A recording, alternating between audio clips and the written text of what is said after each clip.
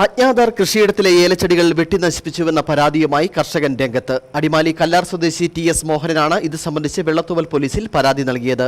കായ്ഫലം നൽകിയിരുന്ന 150ഓളം ഏലച്ചെടികൾ വെട്ടിനശിപ്പിച്ചുവെന്ന് മോഹനൻ പറയുന്നു. അടിമാലി കല്ലാറിലാണ് താളനാനിയിൽ ടി.എസ്. മോഹനന് ഒരേക്കറിലധികം കൃഷിയിടമുള്ളത്. ഈ കൃഷിയിടത്തിൽ നിന്നിരുന്ന കായ്ഫലം നൽകിയിരുന്ന 150ഓളം ഏലച്ചെടികൾ അജ്ഞാതർ വെട്ടിനശിപ്പിച്ചുവെന്നാണ് മോഹനന്റെ പരാതി. ചൊവ്വാഴ്ച വൈകുന്നേരത്തോടെയാണ് സംഭവം ഉണ്ടായിട്ടുള്ളതെന്ന് മോഹനൻ പറയുന്നു. ഇന്നലെ കൃഷിയിടത്തിൽ എത്തി നോക്കിയപ്പോഴാണ് ഏലച്ചെടികൾ വെട്ടി നശിപ്പിച്ചിട്ടിരിക്കുന്നത് മോഹനന്റെ ശ്രദ്ധയിൽപ്പെട്ടത്.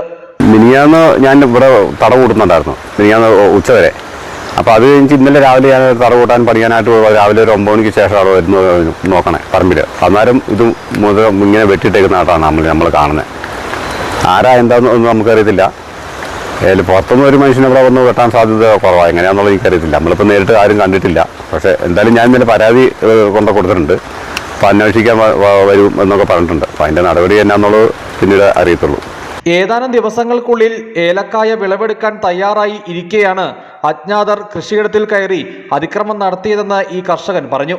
അതിക്രമം നടത്തിയവരെ കണ്ടെത്തി നടപടി സ്വീകരിക്കണമെന്നാവശ്യപ്പെട്ട് മോഹനൻ വെള്ളത്തൂവൽ പോലീസിൽ പരാതി നൽകി. News bureau, Adimali.